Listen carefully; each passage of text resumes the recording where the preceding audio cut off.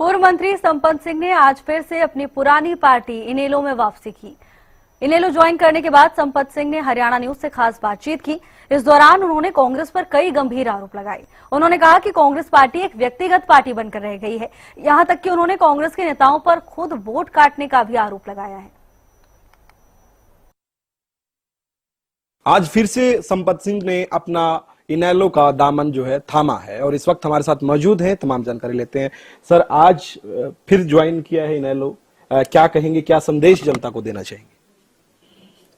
देखिए, मैं तो ये कहना चाहूंगा कि जब मैंने इनेलो छोड़ी थी तो बहुत एक भावनात्मक डिफरेंस थे, छोड़ दी थी। लेकिन कांग्रेस में जब देखा जिस तरह की वर्किंग उनकी देखी है, अब राहुल गांधी जी कभी वोट चोरी कहते हैं, कभी 80 की 20 का सवाल उठाते हैं, लेकिन जो कुछ वहाँ हुआ है ये उसके उलट हुआ है। कांग्रेस पार्टी में टिकट चोरी भी करते रहे, वोट चोरी खुद ही नेता लोग करते रहे। उछाड़ने से बड़ा कोई एग्जाम्पल नहीं हो सकता जहाँ 60,000 वोटों की चोरी की गई थी और जो कांग्रेस के कैंडिडेट थे वो 34 वोटों से हारे थे। तो इससे अंदाजा लगा सकते हैं कि कथनी और करने में कितना फर्क है। या तो उनको ग्राउंड रियलिटीज का मालूम नहीं है, वो ये देख लेते हैं कि ये वोट ने इसने यहाँ भी डाल दिया, वहाँ भी डाल दिया, वहाँ भी डाल दिया।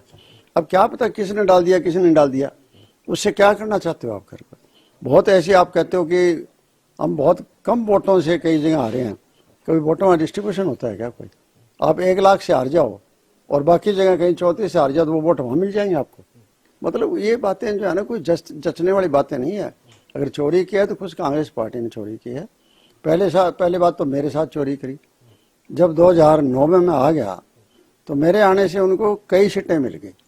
4 तो सीधी मैं बता दूंगा आपको, नड़वा इनको मिल गई है, उखलाना इनको मिल गई, बरवाड़ा इनको मिल गया। और फतेहाबाद में जो मुझे टिकट नहीं दी, क्योंकि मेरा एरिया वही रहा था, 5 बार लगा था और फतेहाबाद भट्टू से बना था, तो वहाँ भी लोगों ने फिर आज़ाद को जिता दिया और वो भी कांग्रेस के मत पर ही आ गए थे। तो कुछ तो सोचना चाहिए था, लेकिन इतने लोगों के, इतने वोटर की कोई कदर नहीं किया आपने। एक किस्म का उसको से फालतू और क्या वोट चोरी करोगे, अपमान करोगे आप। उसके बाद जब 2014 में चुनाव आया तब इन्होंने देख लिया कि ये सीटें जो कांग्रेस पार्टी को आई थी वापस लोकदल चली गई। सारी की सारी सीटें, मैं जो नाम लिया है ये सारी सीटों में लोकदल गया और जो MP है वो भी लोकदल का ही पड़ा। इतना लोगों ने रिएक्शन किया था, समझ में नहीं आया इनके। इसके बाद में 2016 में फिर इन्होंने MLA चोरी कर लिए।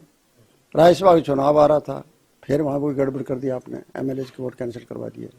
2019 का चुनाव आया, मेरी टिकट भी काट दी।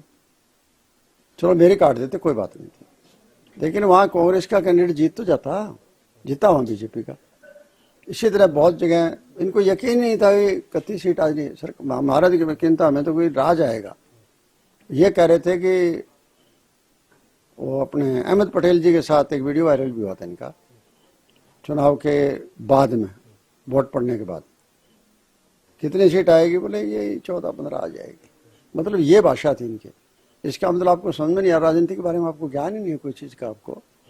तो एकदम उस टाइम इतना बड़ा नुकसान किया इन्होंने, मेरा भी नुकसान किया और पार्टी का नुकसान भी किया। और उसके बाद फिर 2000 मैंने जैसे बताया आपको कि 22 के अंदर फिर इसका राज्यसभा चुनाव आ गया था, उसमें फिर वोट चोरी कर लिए थे। रणदीप सुरजेवाला के को इन्होंने ये सोचा कि यहाँ अगर लड़ा देंगे तो देखो पार्टी यकीन नहीं कर रही है कि यहाँ की स्टेट पार्टी इनको वोट दे देगी।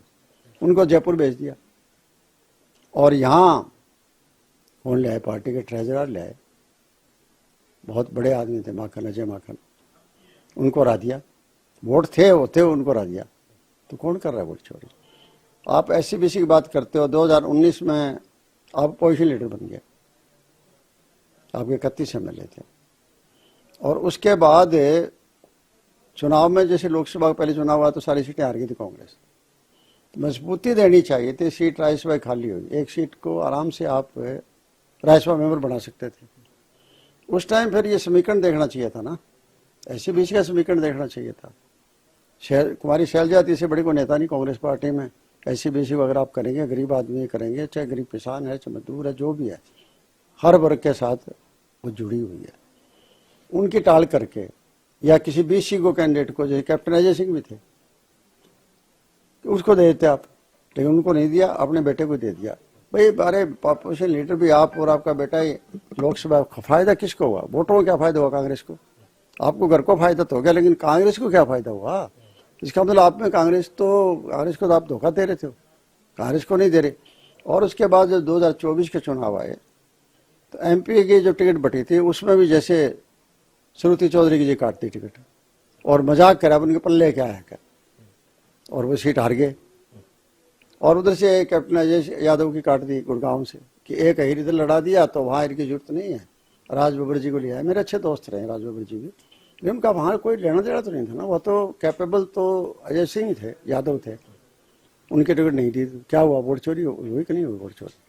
सर क्या आपको कांग्रेस पार्टी की तरफ से कोई कॉल मैसेज मनाने की कोशिश की गई कि आप मत जाइए, यहीं पे रहिए, आपको क्या दिक्कत है, आपकी परेशानी को सुनने की कोशिश वहां पर हुई हो?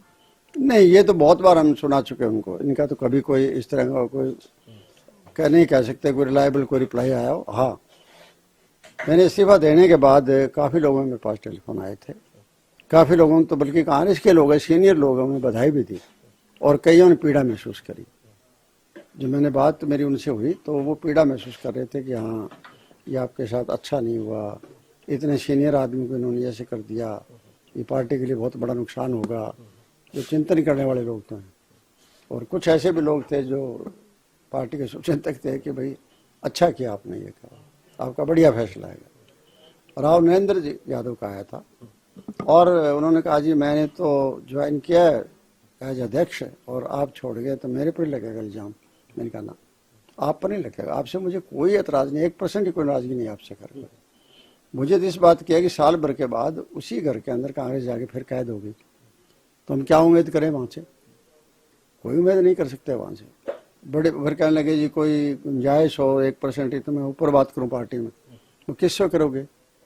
वेणुगोपाल जी से तो पहले दीपेंद्र हुड्डा ने मिलाया था, मैं भी गौरव भी, और दोनों में मिलाया था और उन्होंने बातचीत हुई नहीं, ये बहुत सीनियर आदमी है, फलाना है, टिकड़ा, इतनी बड़ाई की गई और नीचे नीचे बात मारते रहे उसको, और क्या रिजल्ट निकला। तो इसलिए मैंने कहा नरेंद्र जी मैं विश्वास अब हाईकमांड पर भी नहीं कर सकता, आपके बस की बात रहेगी नहीं। क्योंकि तो उदय भान जी भी मेरे अच्छे मित्र थे, मैं मंत्री था जब पार्टी के, जब बाद में अध्यक्ष तो कांग्रेस में आए हैं, उस टाइम लोग भी थे, एमएलए में थे और क्रिप्को के चेयरमैन भी थे, तो उनको भी बंदी बना के रखा। वो अपनी टिकट भी बेचारे हार गए, अपनी सीट भी हार गए, वरना वो अपनी सीट ना हारते अगर जिस तरह उनको बंदी बना के रखा था। अपने इलाके में नहीं जाने देते थे, उसको साथ ही रखते थे, तो क्या फायदा हुआ, क्या निकाला कर? सर नई जिम्मेवारी आपको भी दी गई है, संपत सिंह को नई जिम्मेवारी मिली है और गौरव संपत को भी जिम्मेवारी आज मिली है, तो क्या अगली रणनीति रहेगी, किस तरीके से पार्टी को मजबूत करने का काम आप करेंगे? देखिए प्लेटफॉर्म है, मेरा पुराना प्लेटफॉर्म है और जिस तरह का हम काम किए हैं, ठीक है आज वो उम्र नहीं है कि इतनी दौड़ भाग कर सकें, लेकिन फिर भी मेरे नाम का, मेरे स्टेटस का जितना फायदा हो सकता है पार्टी को देने का वो प्रयास करूंगा और जितनी मेहनत मैं कर सकता हूं उतनी मेहनत भी करूंगा कि एक विकल्प तैयार किया जाए। लोग चाहते हैं बीजेपी का विकल्प, पहले कांग्रेस को मान रहे थे विकल्प, लेकिन कांग्रेस ने उनको धोखा दे दिया। ये धोखा कैंडिडेट के साथ धोखा नहीं था, ये वोटर के साथ धोखा था, लोगों के साथ धोखा था। लोग इतने सदमे में पड़े हैं, आज इनकी हिम्मत ही नहीं हो रही किसी को जलसा जुलूस निकालने की, मीटिंग करने कांग्रेस पार्टी को। 37 एमएलए हैं, कुछ नहीं कर पा रहे हैं क्योंकि लोगों के साथ इन्होंने बहुत बड़ा धोखा किया है। इसलिए जहाँ तक जुम्मारी की बात है, जुम्मारी तो मेरा अपना परिवार है, मेरी अपनी प्लेटफॉर्म है, मेरा अपनी पार्टी है, सारी है, जितना हो सके उतना निभाएंगे। बहुत बहुत शुक्रिया सर। इस वक्त हमारे साथ पूर्व मंत्री संपत सिंह मौजूद थे, जिन्होंने आज ही इनेलो पार्टी का जो है दामन थामा है। वीडियो जर्नलिस्ट जसवीर के साथ प्रदीप शोकंद, हरियाणा न्यूज।